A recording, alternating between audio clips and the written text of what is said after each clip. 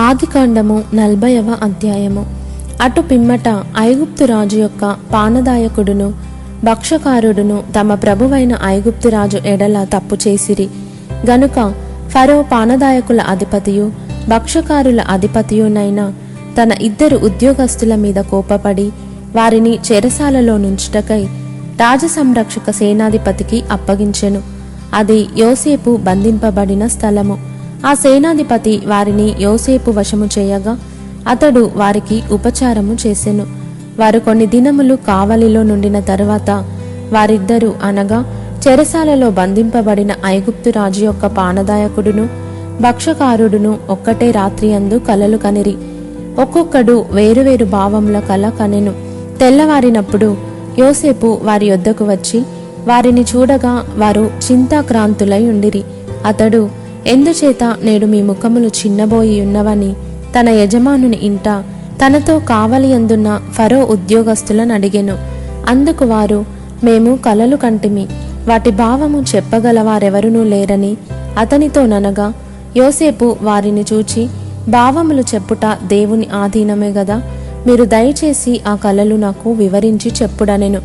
అప్పుడు పానదాయకుల అధిపతి యోసేపును చూచి, నా కలలో ఒక ద్రాక్షవల్లి నా ఎదుట ఉండెను.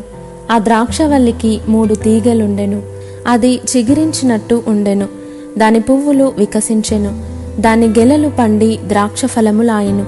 మరియు ఫరో గిన్నె నా చేతిలో ఉండెను.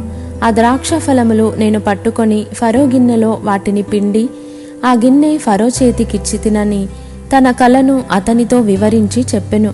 అప్పుడు యోసేపు, దాని భావమిదే, ఆ 3 తీగలు 3 దినములు, ఇంకా 3 దినములలోగా ఫరో నీ తలను పైకెత్తి నీ ఉద్యోగము నీకు మరలా ఇప్పించును.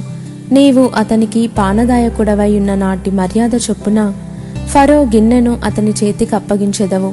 కాబట్టి నీకు క్షేమము కలిగినప్పుడు నన్ను జ్ఞాపకము చేసుకొని నా యందు కరుణించి ఫరోతో నన్ను గూర్చి మాటలాడి ఈ ఇంటిలో నుండి నన్ను బయటికి రప్పించుము.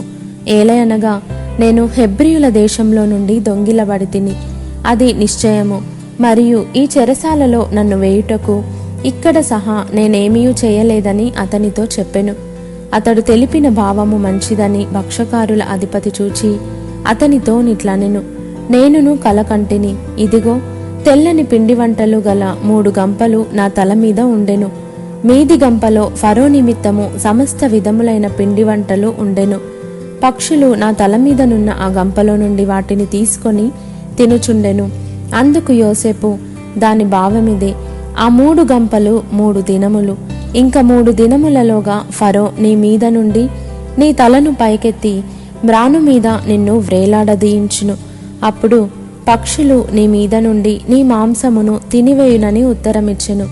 3వ దినమందు జరిగినదేమనగా, ఆ దినము ఫరో జన్మదినము గనుక అతడు తన సేవకులకందరికీ విందు చేయించి వారి నడుమ పానదాయకుల అధిపతి తలను భక్షకారుల అధిపతి తలను పైకెత్తి పానదాయకుల అధిపతి ఉద్యోగము మరలా అతనికిచ్చెను గనుక అతడు ఫరో చేతికి గిన్నెనిచ్చెను. మరియు యోసేపు వారికి తెలిపిన భావము చొప్పున భక్షకారుల అధిపతిని వ్రేలాడదీయించెను. అయితే పానదాయకుల అధిపతి యోసేపును జ్ఞాపకము చేసుకొనక అతని మరచిపోయెను.